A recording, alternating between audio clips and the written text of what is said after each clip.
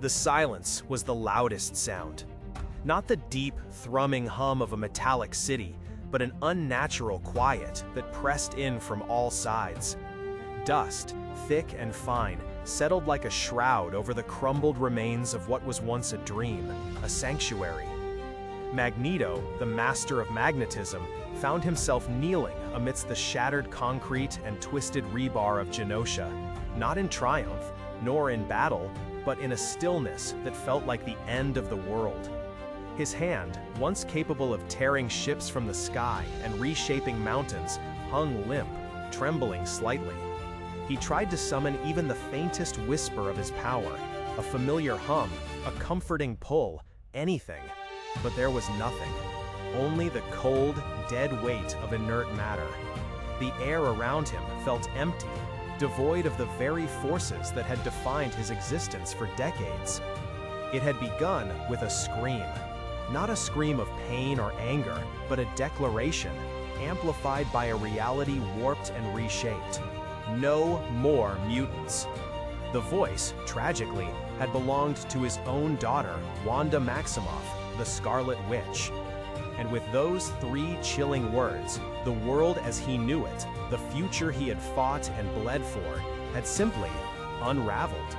For Erik Lehnsherr, the man behind the helmet, the event was more than just a loss of power. It was an amputation of his very identity. From the ashes of Auschwitz, he had forged himself into a champion, a fierce guardian of Homo Superior. He had envisioned Genosha as a testament to their strength, a haven where mutants could thrive, free from human prejudice. He had dedicated his entire being to protecting them, to ensuring their survival and eventual ascendancy. He had stood against the world, against his closest friends, against humanity itself, all for this singular, unwavering purpose. And now the dream lay in ruins around him. Genosha, his shining beacon, was nothing but a graveyard of ambition. The very species he had sworn to protect, the future he had tirelessly built, was teetering on the precipice of extinction. Most of the world's mutant population, millions across the globe, had been stripped of their powers, reduced to ordinary humans with nothing but their memories of what they once were. The X gene, the very essence of their being, had been extinguished with a word. The horror of it wasn't just the sheer scale of the event, but its utter finality. There was no enemy to fight, no oppressor to overthrow. The threat wasn't external, it was internal, a wound inflicted by one of their own, in a moment of unimaginable distress and power. How do you fight an act of creation, or rather, uncreation, from within your own family? Magneto felt a profound, echoing emptiness. The rage that had fueled him for so long, the righteous indignation that had been his constant companion, seemed to have evaporated, leaving only a hollow ache. He was broken, not by physical force, but the shattering of his purpose. The Protector had failed in the most spectacular and devastating way imaginable. His deepest fear, the extinction of mutant kind, had not only been realized, but had been catalyzed by his own kin, in a reality that he, ironically, had a hand in shaping through his desire for a mutant utopia. He wasn't merely powerless, he was purposeless. What was the Master of Magnetism without magnetism? What was the champion of mutants when there were no more mutants to champion? Only a dwindling, terrified remnant. The weight of this realization pressed down on him, heavier than any collapsing building.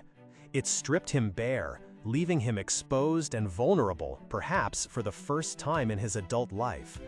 The man who had always been defined by his power, his conviction, and his struggle was left with nothing. In those silent, dust-choked ruins of Genosha, Erik Lehnsherr was not a villain nor a hero.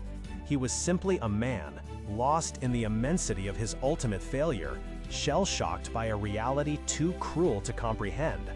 The silence after "No More Mutants" wasn't just the absence of sound, it was the chilling void where hope, purpose, and the future of an entire species once resided. It was the sound of a dream dying, and with it, the soul of a warrior. This moment, this profound loss, forces us to consider the very essence of identity and purpose. When the core of who you are, what you fight for, is stripped away, what remains? For Magneto, this wasn't just a physical change, but an existential crisis, a question mark placed over his entire existence. We've delved into a pivotal, heartbreaking moment for one of the most complex characters in comic book history. It's a powerful reminder that even the most formidable individuals can be brought to their knees, not just by an enemy, but by the realization of their deepest fears and the loss of everything they hold dear. What are your thoughts on Magneto's downfall in House of M? How do you think such a profound loss of purpose would impact a character like him? Share your insights and reflections in the comments below. And if you found this exploration thought-provoking, please consider liking this video and subscribing for more journeys into the profound stories behind our favorite characters.